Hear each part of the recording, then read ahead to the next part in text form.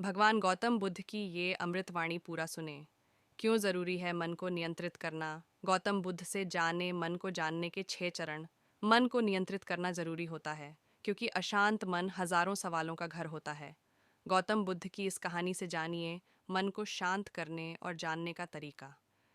मन माइंड बहुत चंचल होता है, इसलिए वह अशांत रहता है और मन में जब तक अशांति रहेगी व्यक्ति हजारों सवालों से घिरा रहेगा।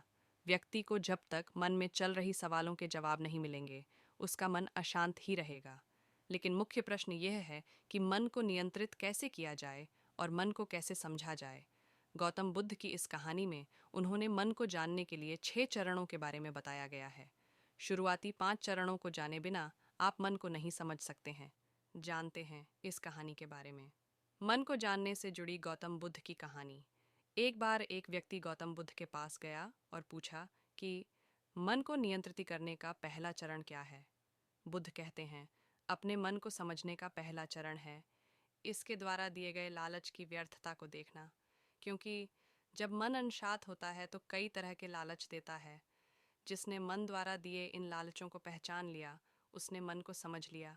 फिर व्यक्ति बुद्ध से पूछता है, लेकिन हमें ये कैसे पता चलेगा हमारा मन हमें लालच दे रहा है और वह लालच व्यर्थ है? इसका जवाब देते हुए बुद्ध कहते हैं, अनुभव से। मनुष्य मन के लालच से जिस कार्य को अतिपूर्वक करता है उसमें उसे हानि ही होती है और हानि के बाद ही उसे अनुभव भी होता है। जैसे जिसने वास्तव में यह देख लिया कि नशा करना केवल दुख है वह नशा मुक्त होना शुरू कर देगा। जिसने जान लिया कि ईर्ष्या से खुद का नाश होता है वह ईर्ष्या से मुक्त हो जाएगा। मन को समझने का यही पहला चरण है। बुद्ध बताते हैं मन को जानने का दूसरा चरण। व्यक्ति बुद्ध से पूछता है, यदि व्यक्ति पहले चरण से यह जान जाता है कि वह मन द्वारा दिए लालचों के कारण दुखी है तो फिर दूसरा चरण क्या है? बुद्ध कहते हैं, खोज पर निकलना। दूसरे चरण के लिए ऐसे व्यक्ति की खोज पर निकलना होगा जो कि पहले ही अपने मन को जान इससे मुक्त हो चुका है, क्योंकि वही तुम्हारा मार्गदर्शन कर पाएगा।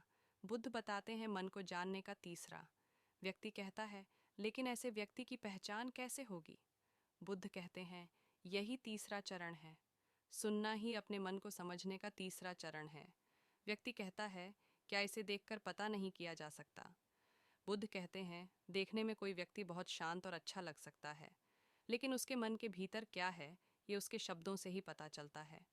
लेकिन किसी की बातों पर तब तक विश्वास नहीं करना चाहिए जब तक कि वह तुम्हारे विवेक की कसौटी पर खरा न उतर जाए। चौथा चरण है कर्म करना। बुद्ध कहते हैं, कर्म ही मन को समझने का चौथा चरण है। खुद को जानने के लिए सही दिशा में कर्म करना जरूरी है, लेकिन कर्म करते हुए व्यक्ति हर बार 2 गलतियां करता है। पहली गलती है यह कि शुरुआत ही नहीं करना और दूसरी गलती पूरा रास्ता तय नहीं करना। इन दोनों गलतियों के पीछे हमारे मन की ही चाल होती है।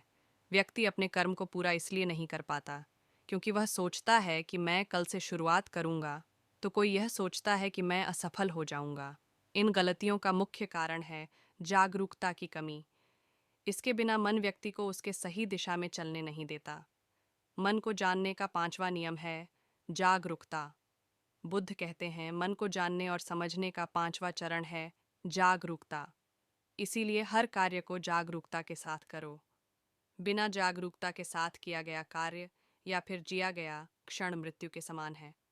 व्यक्ति बुद्ध से पूछता है, अपने जागरूकता के स्तर को कैसे बढ़ाया जा सकता है? बुद्ध कहते हैं, ध्यान से।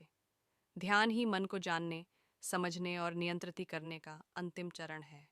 यानी ध्यान ही वह नाव है जिस पर बैठ मन रूपी नदी को पार किया जा सकता है। जिस व्यक्ति ने इन शुरुआती 5 चरणों से ध्यान को जान लिया उसने अपने मन को जान लिया। ऐसे ही कुछ नया सीखने के लिए वीडियो को सब्सक्राइब कर लें